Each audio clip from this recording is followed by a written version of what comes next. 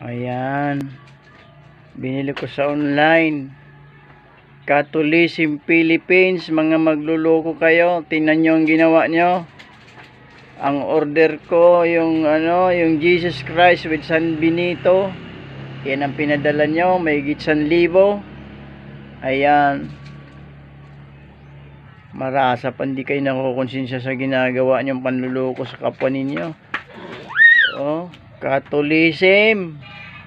Huwag na po kayong bumili ng ganito. Maluloko kayo.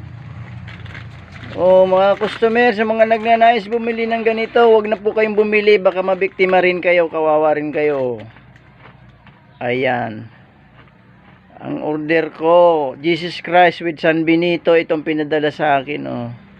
Nagputi na. Oh, Catholicism Philippines pa naman ang tatak.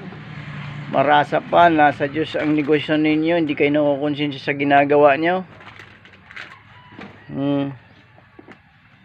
Siramsa na magagawa ninyong Oy, sa mga customer na nagnais bumili nito, huwag na kayong bumili. Yung mga kino-commercial sa Facebook, manluloko mga tao na yan.